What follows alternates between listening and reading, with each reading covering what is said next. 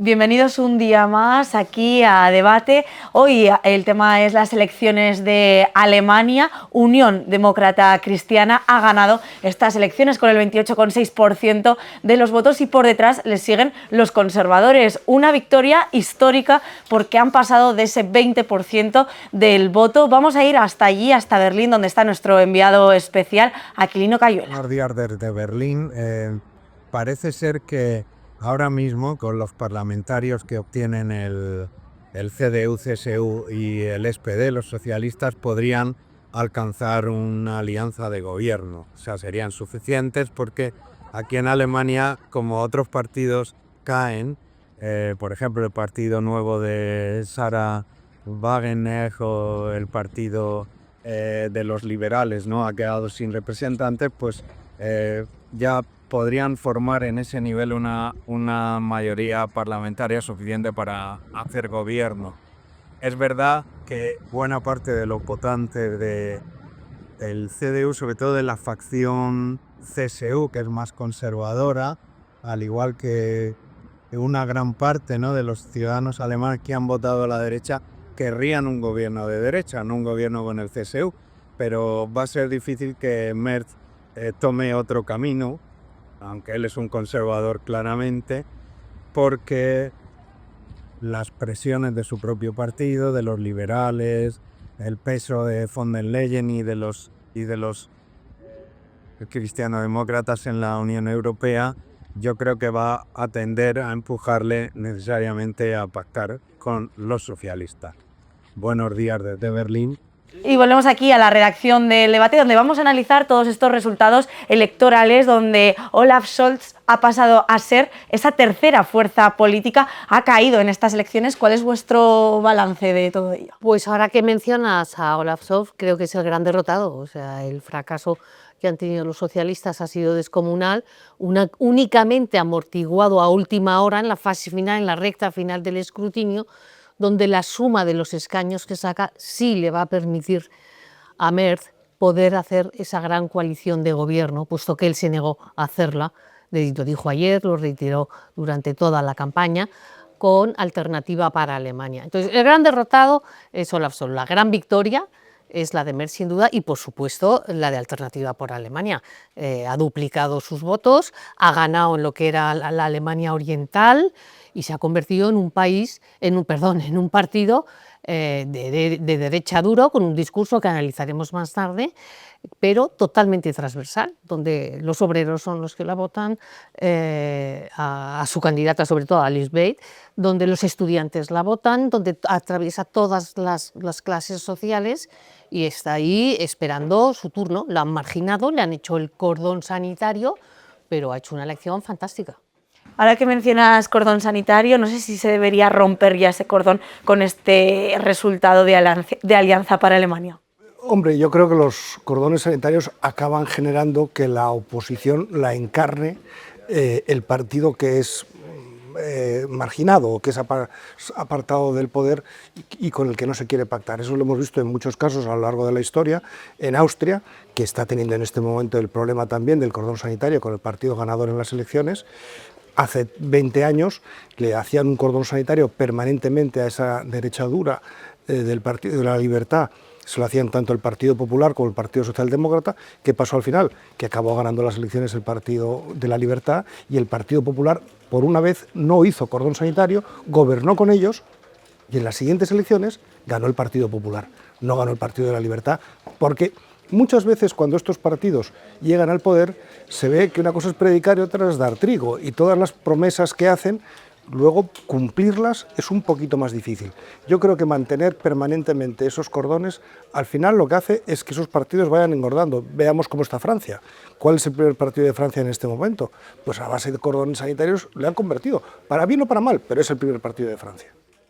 Precisamente con lo que decía Ramón y Carmen, lo que hay que ver también es un panorama general, es decir, el castigo, efectivamente que el canciller Scholz ha sido el principal figura castigada, pero el castigo es bastante generalizado en cuanto a los 3 partidos que formaron el gobierno en los últimos años en Alemania. Era como el gobierno semáforo que le llamaban, ¿no? Rojo, amarillo y verde.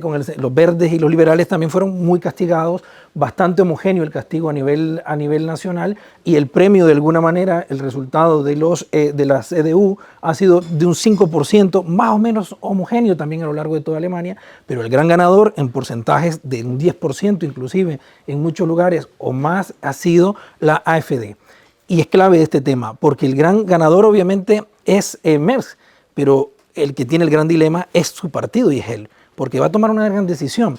O hace un gobierno como ya lo hizo Angela Merkel en su momento con los socialistas, y en este caso evita que llegue por ahora la AfD, que es su competencia más a la derecha, o va de frente con la AfD, porque no solo tiene una alternativa, los números dan, y los números son más claros, que el CDU con el AfD llegarían a 360 escaños. Es decir, la única alternativa para Merz no es necesariamente con los socialistas, lo puede hacer perfectamente con alternativa para Alemania. Pero el dilema está ahora, lo excluyen de la competencia o lo incluyen en el gobierno.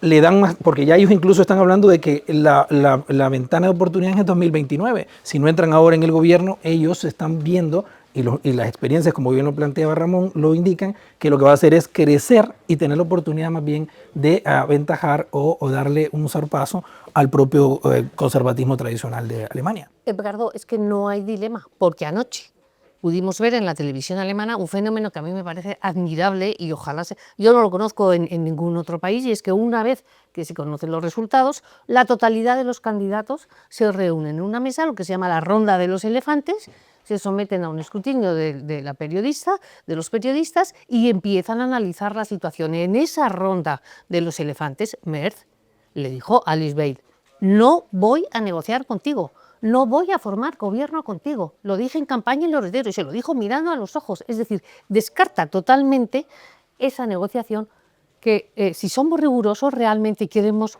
respetar lo que es la voluntad popular, a ver, Alemania lo que ha votado es a la derecha, a una derecha moderada y a una derecha muy dura. Pero la suma de esos dos es la voluntad de Alemania. Y eso es lo que Merz no está dispuesto a hacer. Pero también, si queremos respetar la voluntad de los alemanes, a lo que les ha prometido a los alemanes Merz es que no iba a gobernar con ella.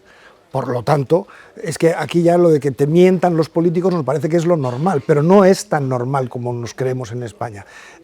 Yo siempre lo digo, Trump te podrá gustar o no te gustará, pero suele hacer lo que dice que va a hacer. Y que nos parece disparates cuando lo dice, y luego lo hace. Y lo que ha dicho el candidato de la CDU es que él no iba a pactar con la AfD, y eso es lo que ha mantenido. No creo que esté engañando a nadie. Efectivamente, pero además se lo repitió en un escenario, y la respuesta de ella fue exactamente la que apuntabas antes, Ramón. Ella, con ironía, sonrió y vino a decir algo así como: usted verá qué es lo que hace, pero si a mí me margina y me victimiza, se va a durar poco, yo voy a ser la siguiente. Sí, y es claro, efectivamente el fenómeno que hemos visto en otros países. ¿Veis más una alianza con los socialdemócratas o hacia dónde creéis que van a ir estas nuevas alianzas para formar el nuevo gobierno? Sí, o sea, yo creo que no hay ninguna duda, que además en este caso para los socialdemócratas probablemente sea una alianza suicida, porque no son, para empezar, ya no es correcto llamarlo gran coalición, porque ellos son el tercero, no son el segundo. Históricamente eso era la gran coalición, porque siempre eran primero y segundo, uno u otro. No es el caso, pero en fin, llamémoslo gran coalición si queremos. Pero como está tan desequilibrada esa gran coalición, es tantísimo el peso de la CDU y tampoco el del SPD no puede negarse a entrar, porque sería decir que tiene que gobernar Alternativa para Alemania. Va a entrar, pero va a ser el socio junior, muy junior, y con, yo creo que muy poco peso, y a la larga eso a ellos también les pasará cuenta, probablemente beneficiando a la extrema izquierda, que por cierto, igual que destacamos que en Alemania del Este ha ganado arrolladoramente la Alternativa para Alemania, en Berlín Este ha ganado la extrema izquierda. Único lugar de toda Alemania, en la capital, en la parte antigua, parte este de la capital, ha ganado la extrema izquierda. Son dos datos para mí muy sorprendentes, aparentemente contradictorios. Pero, en fin, yo lo tengo que estudiar un poco más, no lo sé todavía, pero me llama la atención. Hemos visto una campaña marcada por la tensión que hay ahora en Alemania por la inmigración, la seguridad nacional. ¿Esto creéis que ha influido en los resultados y en el camino que va a tomar a partir de ahora las nuevas alianzas y las políticas? Yo creo que siempre es un conjunto de factores, el tema económico, el tema de la inmigración, el tema de que el actual presidente de Estados Unidos sea Donald Trump, todo ha influido. Y luego la pérdida de liderazgo de Alemania. Alemania ha pasado de ser la gran locomotora en Europa, donde todo el mundo miraba, a de repente a ver cómo salimos de esta, estamos en recesión. Mira, las primeras palabras de Friedrich Merz anoche fueron en cierto modo parecidas a las de Trump cuando ganó las elecciones. Lo que dijo es, primero, que esto no lo dijo Trump, aunque va a ser difícil, hay que formar gobierno rápido, y quiero que sea además antes de Semana Santa. Pero después dijo otra cosa, aparte de los agradecimientos habituales, es Alemania tiene que volver a ser respetada. Alemania ahora mismo no la respeta nadie. Entonces, tiene que ver en ese contexto en el que se han producido estas elecciones y en esa crisis de Alemania. Y una sociedad, que también hay que tenerlo en cuenta, donde todavía, mejor dicho, donde se vive un clima de preguerra que no tenemos en otras partes de Europa. Tú vas ahora paseando por Berlín, hablas con la gente y hay miedo a Putin, etcétera, etcétera. No, yo solo quería postear una cosa.